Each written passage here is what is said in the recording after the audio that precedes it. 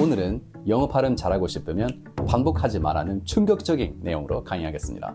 많은 분들한테 자주 이런 질문을 받습니다.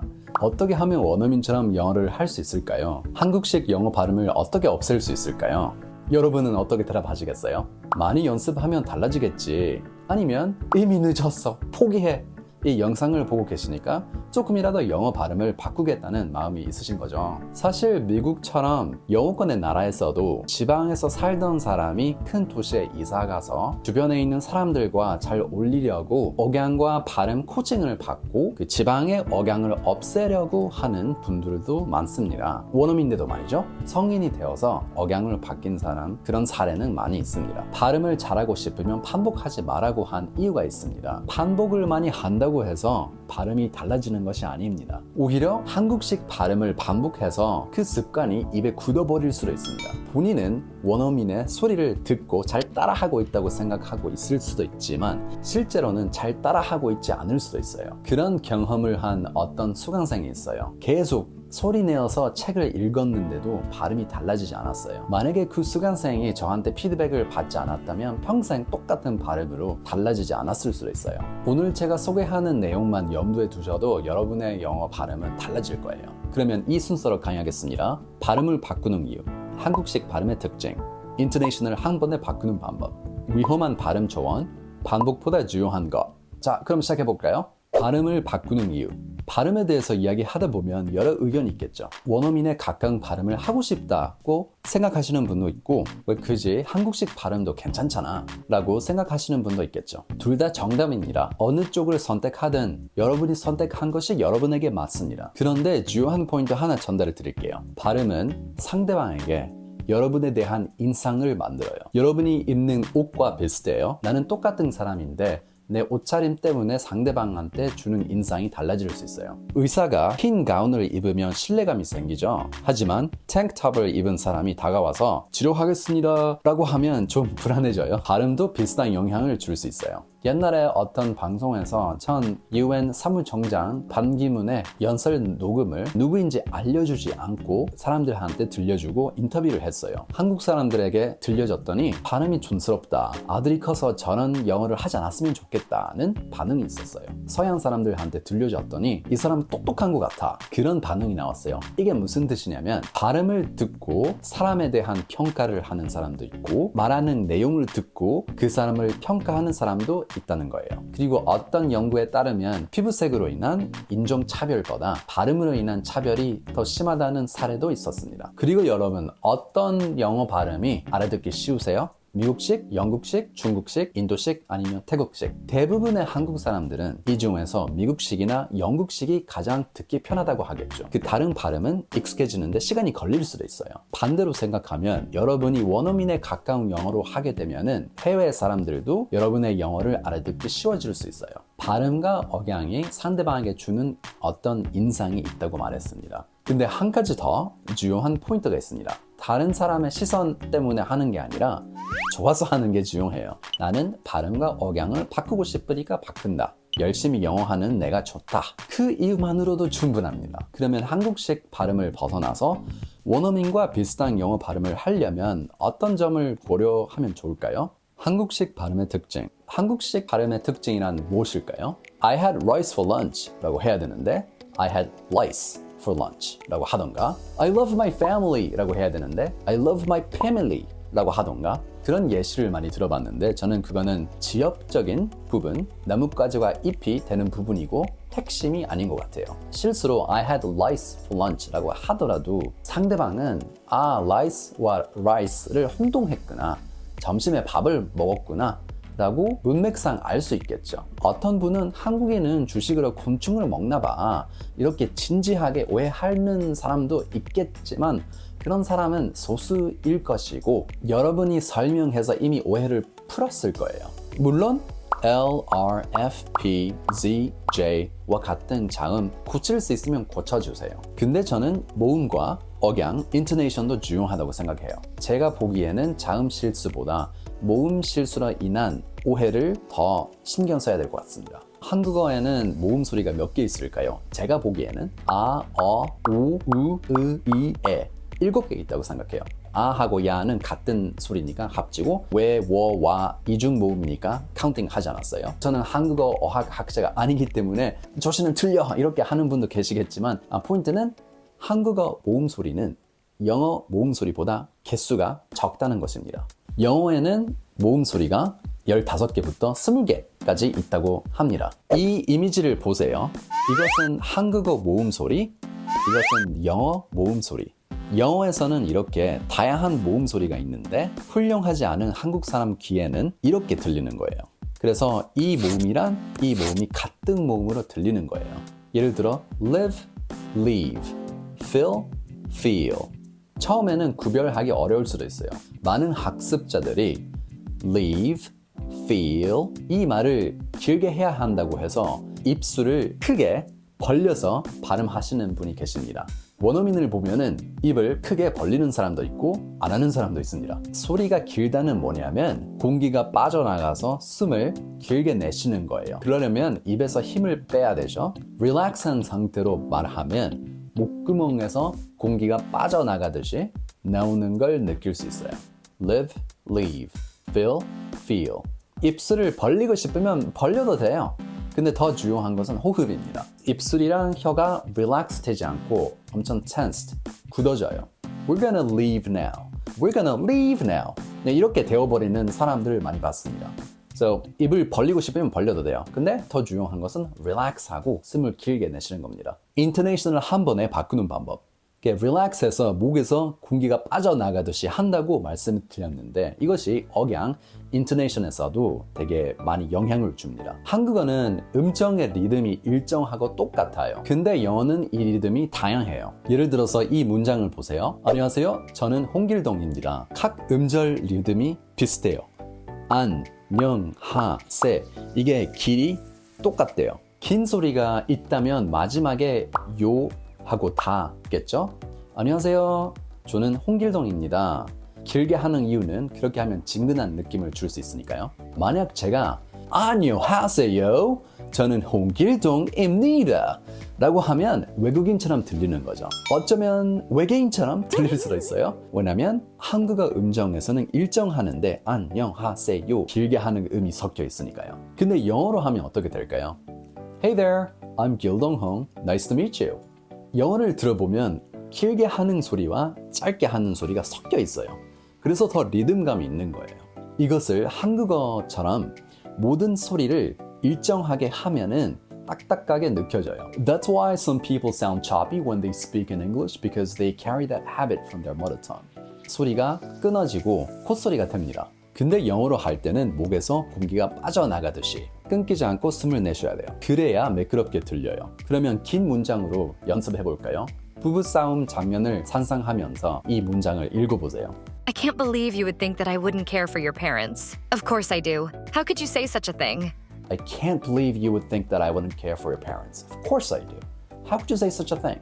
첫 번째 문장이 길죠? 이 문장이 익숙하지 않으면 처음에는 숨을 많이 들이쉬어야 할지도 몰라요. 목에서 빠져나가듯이 숨을 내쉬면서 혀와 입술의 움직임이 빨라져야 될지도 몰라요. 익숙해지면 숨을 많이 들어쉴 필요 없이 자연스럽게 호흡이 조정이 가능해져요. 한국어로는 일정한 리듬으로 하는 경향이 있는 반면 영어로는 긴 소리와 짧은 소리가 섞여 있어서 리듬감이 있다고 설명드렸습니다. 위험한 발음 조언. 이런 말 들어보셨나요? Exaggerate your mouth movement when speaking in English. 이런 조언은 좋은 의도로 할 수도 있지만 디테일이 없어서 이 말만으로는 학습자들에게 큰 도움이 되지 않을 수도 있다고 생각합니다. 이 조언을 제가 조금 고친다면 Exaggerate when you should and don't exaggerate when you don't have to. 강조하는 소리는 강조하고 강조하지 않아도 되는 소리는 그냥 빠르게 조용하게 말하면 되는 거예요. 모든 단어를 exaggeration 하면 피곤해지잖아요. 그런데 아까 강조라는 말을 했어요, 제가. stress. 강조란 뭘까요? 우리가 소리를 듣고 이 소리는 강조된 소리다. 이렇게 뇌가 인식하는 요인은 acoustics, 음향학을 보면은 알 수 있어요. 세 가지 축으로 생각할 수 있는데 큰 소리와 작은 소리. 작은 소리에 비해 큰 소리가 강조된 것처럼 들려요. 높은 음과 낮은 음, 비교적으로 높은 음이 강조된 것처럼 들려요. 긴 소리와 짧은 소리, 비교적으로 긴 소리가 강조된 것처럼 들릴 수 있어요. 하나 예를 들게요. 이 문장에서 어느 부분을 강조하면 좋을까요? He is a great politician. He is a great politician. great일 거예요. 음이 좀 높죠. 그러면 politician이라는 단어만 보세요. 이 politician라는 단어 안에서 어느 소리가 가장 강조됐어요? politician, politician. T-I겠죠. T, politician. 짧지만 음이 높아요. politician, 따다따다. 근데 어떤 수강생들은 강조하는 소리는 맞기는 맞는데 너무 많이 강조해서 자연스럽지 않게 들릴 수 있어요. He was such a great politician 이라고 하면 되는데 He was such a great politician 이렇게 하는 분이 가끔 있습니다. 그러니까 이런 경우는 up, down이 너무 심해서 이것은 좀 좁게 해줘야 돼요. 근데 이것은 모든 사람한테 하는 조언이 아니라 제가 직접 여러분의 발음을 들으면 맞춤 피드백을 드릴 수 있습니다. 다만 제가 보기에는 한국인의 특징으로서 강조하면 안 되는 부분을 강조하거나 강조하는 부분은 맞는데 너무 많이 강조하기 때문에 자연스럽게 들리지 않다라는 상황이 벌어지는 것 같아요. 이 문장을 듣고 어느 소리가 크고 작고 길고 짧고 높고 낮은지 확인해 보세요. He was such a great politician, and he deserves more credit. He was such a great politician and he deserves more credit. 이렇게 들었을 때 음이 가장 높았던 소리가 무엇일까요? 긴 게 아니라 높았던 것. He was such a great politician. 아마 such죠. Such a great politician. He deserves more credit. credit의 CRE 첫 음이 높았어요. 그러면 긴 소리가 뭐였죠? He deserves more credit. deserves의 두 번째 zer 그리고 more가 길었죠. 길었지만 credit는 소리가 높았기 때문에 문장 전체를 봤을 때 어느 소리가 가장 강조되었을까? 이렇게 생각하면 such하고 credit라고 볼 수도 있어요. 그리고 조용하고 빠른 말이 무엇일까요? He was such a great politician and he was 하고 and he는 조용하고 빠르게 말했어요. 왜냐면 그 말이 안 들려도 다른 말이 들리면 어떤 내용인지 알 수 있기 때문에 문장 속에서 의미를 전달하는 데 중요한 단어를 content word라고 해요. 그래서 영어에서는 content word를 더 크게 아니면 높은 음으로 말하는 경향이 있고 he was and he 아니면 전치사들 있잖아요. of, from, in, at, on 이런 것들은 빠르게 조용하게 말하는 경향이 있습니다. 여러분이 자기 목소리를 녹음해서 분석할 때 크다 작다 높다 낮다 길다 짧다 이런 시점에서 보시면은 체계적으로 억양을 바꿀 수 있습니다. 아무 생각 없이 쉐도잉 하는 것도 아니고 더 확실하게 흉내내기 위해서는 이런 것들도 생각하면서 내 목소리도 듣고 원어민의 목소리도 듣고 따라해 보세요. 반복보다 중요한 것. 제가 영상 처음에 발음 잘하고 싶으면 반복하지 마 라고 했죠. 그 이유를 이제 아시겠죠? 원어민을 따라 하든 쉐도잉 하든 그냥 반복만 하면 발음이 늘지 않아요. 오히려 안 좋은 습관이 입에 굳어질 수 있어요. 그러면 발음하기 어려운 단어가 나오면 어떻게 하면 좋을까요? 발음하기 어려운 단어가 나오면 입술 모양도 바꿔보고 혀의 위치도 바꿔보고 실험해보세요. 호흡하는 방법도 좀 다르게 하면서 그래야 딱 맞는 발음을 찾을 수 있어요. 그것을 안 하고 똑같은 단어를 아무리 열정 있게 반복해봤자 패밀리 발음이 달라지지 않아요. family 이런 식으로 천천히 그래도 발음이 잘 안 되면 그냥 멈추고 쉬세요. 다른 것 연습하고 다음 날에 다시 그 어려운 단어를 연습해 보세요. 너무 그 단어 때문에 아니면 표현 때문에 10분, 15분 반복할 필요 없습니다. Take it easy, relax. 발음 연습은 혀의 위치, 입술의 모양, 그리고 호흡하는 방법.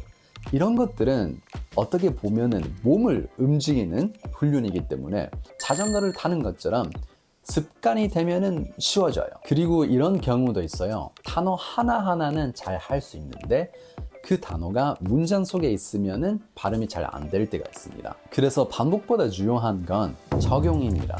같은 단어를 다른 맥락 속에서도 말해보고 그 단어를 이용해서 문장을 만들어보고 만든 문장을 외워서 발음해보고 한국 사람들은 이미 많은 영어 단어를 알고 있습니다. 이미 아는 단어를 잘 활용해서 자기 표현하면 얼마나 좋겠어요. 그러면 말하는 여러분도 즐겁고 듣는 상대방도 즐거워지겠죠. 그러면서 영어로 말하면 자신감이 붙어요. 영어 발음을 향상시키는 건 단순한 반복이 아니라 적절한 접근이 필요합니다. 자음, 모음 소리 다 조심하시고 인토네이션하고 리듬을 자연스럽게 만들고 강조, 스트레스에 대한 감각도 길러보세요. 그리고 가장 중요한 건 여러분 자신을 믿는 거예요. 누가 여러분의 영어에 대해서 뭐라고 해도 자신감을 잃지 마세요. 나는 영어를 배우고 있는 내가 좋아. 그렇게만 생각하시면 돼요. 자존심이 낮아질 필요는 없어요. 한국어는 저한테 세 번째 언어입니다. 저도 한국어 발음 때문에 식당 가서 주문이 잘 안 될 때가 있었지만 그래도 그냥 계속해서 연습하는 거예요. 저는 한국어로 말하는 내가 좋으니까. 이 동영상을 통해 발음과 억양에 대해서 새로운 관점을 가지게 되셨다면 저는 기쁩니다. 제 영상을 포함해서 이렇게 많은 유익한 정보들이 있는데 영어에 좌절한 분들이 있어서 좀 안타깝네요. 많은 분들은 처음에는 열정 있게 시작하지만 계속 할 수 있는 환경이 없어서 꾸준히 하지 못합니다. 그래서 어떤 방법으로 영어 스피킹 연습을 하든 꾸준히 할 수 있는 환경에 투자하는 것을 권장드립니다. 학습을 관리해주고 피드백을 받을 수 있는 환경 말이죠. 오늘 배운 내용을 실천해보시면 여러분의 영어 발음과 억양은 꼭 달라질 겁니다. 여러분이 원하는 영어 실력을 얻고 여러분이 되고 싶은 모습이 되려면 꼭 이 영상 아래에 있는 링크를 클릭하고 무료 교재가 사라지기 전에 받아가세요. 제 영상을 끝까지 보셨다면 댓글에 오늘 가장 인상이 깊었던 내용을 하나 적어주시면 감사하겠습니다. 다음에도 유용한 영어 학습법을 놓치고 싶지 않으시면 채널 구독 부탁드립니다. 그러면 다음 또 만나요.